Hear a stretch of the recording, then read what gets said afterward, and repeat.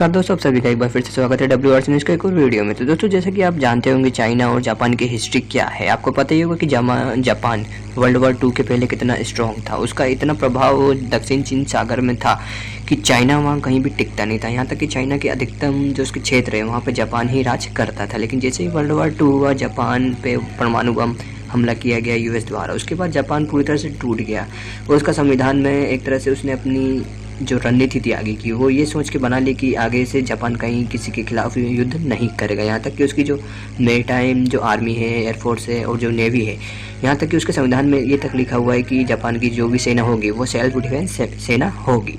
तो इस बात से आप समझ सकते हैं कि जापान के ऊपर क्या गुजरी होगी वर्ल्ड वॉर 2 के बाद, जो इसने संविधान में ये तक लिख दिया है कि उसकी जो सेना होगी वो सेल्फ डिफेंस होगी। इसी का फ़ायदा चाइना उठा रहा है जापान के ऊपर।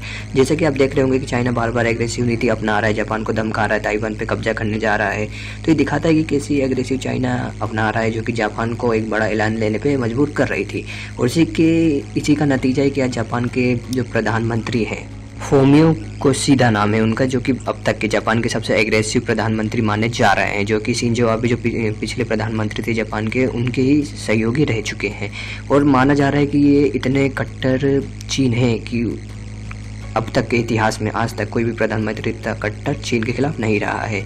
ये एक तरह से कहे तो चीन के खिलाफ कहीं ना कहीं खतरे की घंटी बजती हुई नज़र आ रही है, क्योंकि इन्होंने सीधे प्रसारण पे बिल्कुल लाइव करते हुए सीधे एक तरह से चीन को धमकी दी है और कहा है कि अगर जापान ने अगर ताइवान की रक्षा नहीं की तो चीन का अगला टारगेट जापान होगा। इसलिए जापान की ये एक जिम्मेदारी बनती है कि ताइवान की रक्षा करे और US के साथ लेके, बाकी देशों को साथ लेके, जो कि डेमोक्रेटिक कंट्री जो कि चीन के खिलाफ, उसका साथ लेके चीन पे हमला करे।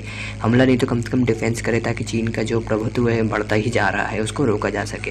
उससे पहले आपको बता दूं कि वर्ल्ड वॉर 2 में जापान इतनी मजबूत नहीं थी, उसके बावजूद उन्होंने वर्ल्ड वॉर 2 शुरू किया और उसमें उसको करारी हार मिली। उसके बावजूद आपको बता दूँ मैं कि जापान की जो नेवी है ना दोस्तों, बहुत ही ज़्यादा मजबूत है। लेकिन उसका कारण ये है आज कमज़ोर होने का कि उसके जो संविधान है ना, आपको जैसे कि मैंने बताया कि जो आर्मी होगी, नेवी होगी, एयरफोर्स होगी, वो सेल्फ डिफेंस होगी, ऐसा उसके संविधान में लिखा है। यहीं पे सबसे बड़ी उसकी कमजोरी एक निकल के आती है। यहाँ तक कि उसके जो प्रधानमंत्री उन्होंने कह दिया है कि अब हम जो अपनी नेवी है उसमें इन्वेस्ट करेंगे 50 बिलियन से ज़्यादा। लेकिन दिक्कत यहाँ है कि उसके संविधान में लिखा हुआ है कि 50 बिलियन से ज़्यादा अपना जो रक्षा बजट है वो बढ़ा नहीं सकती है जापान की सरकार। दिक्कत यहीं आती है और चीन जानता है कि ये दिक्कत है, इसलिए वो जानबूझ के जापान को उकसाता है।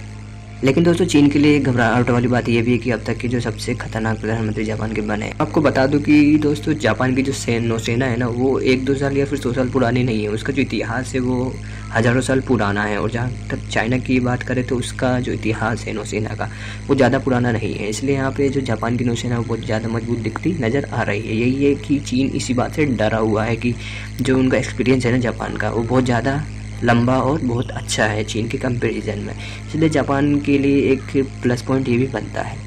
और दोस्तों यहाँ पे सबसे बड़ी बात निकल के सामने आ रही है कि होमियो जो केशिदा है, जो प्रधानमंत्री जापान के, उनके आने के बाद जापान का जो स्टेटस है सेल्फ डिफेंस का पूरी तरह से चेंज होने वाला है। क्योंकि जापान अब उन्होंने कहा है कि अगर ज़रूरत पड़े तो हम अपने संविधान को भी चेंज करेंगे, ताकि चीन जो एग्रेसिव नीति जापान पर कर रहा है वो आगे से ना हो सके। इसलिए उन्होंने अपनी पूरी रणनीति चेंज करने की ठान ली है।